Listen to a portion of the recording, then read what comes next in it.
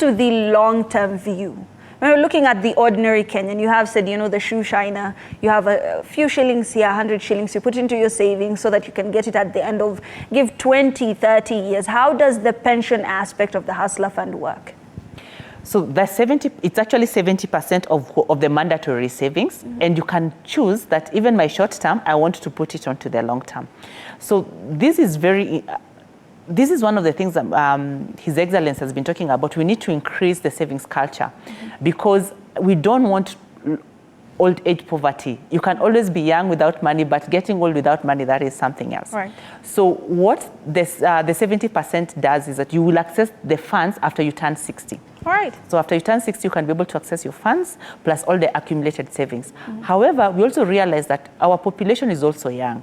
So some of them telling them to wait until when they are 60, that is another problem, and maybe they're in business. So they will require capital. So every 5 years, you can actually be able to access 30% of your long-term savings because we believe that you're accumulating capital. So when you have accumulated capital, you need to do something big, you can actually be able to access that. Right. So, but once you turn 60 years, your funds becomes, all of them are lumped into the short term. So because at that particular point, you might need the money to survive on. All right. Yeah. You know, in the current day and age, a lot of the youth, they usually say that this generation is live fast, die young. You know, we want to get it right now, right at this instant. We are a very quick fix type of generation. How do you find it trying to convince this particular generation to, you know, wait until, you know, the pension years, the old age, so that they can access these funds? I think most of them have looked at the 5%. Again, this is according to how I look at it.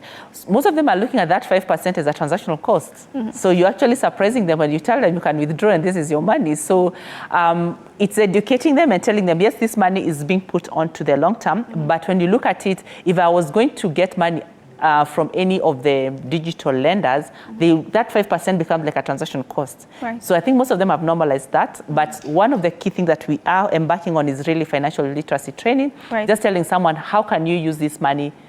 How can you use this fund to grow your money? So that will be really some of the conversations that we'll be pushing and pushing to the young people and everybody really in the fund. Yeah. Before we go into the credit scoring system, let's look at the numbers now. The Hustler Fund.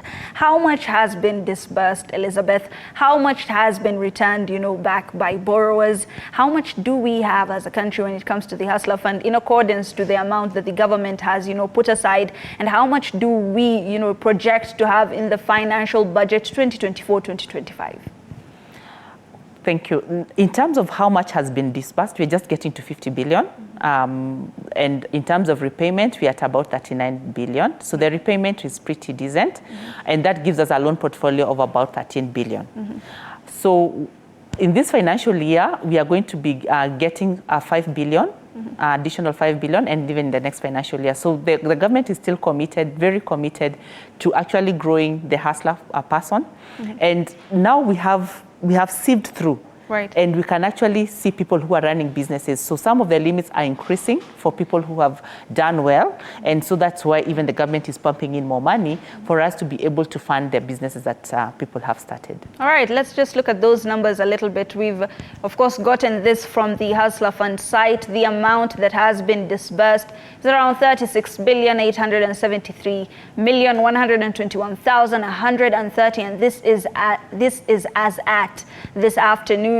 The savings account is at 1,843,656,056 shillings. So you as a Kenyan, if you know you have been borrowing, if you're a repeat borrower, you've helped the entire country save about 1 billion Kenyan shillings. So you do have the capability of saving.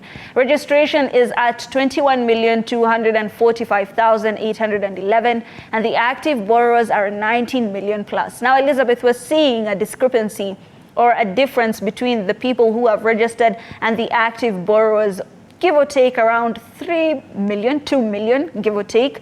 Why do you think this is? Naturally, people are curious. So there are people who are curious to see, does this thing work? So they registered and they didn't borrow.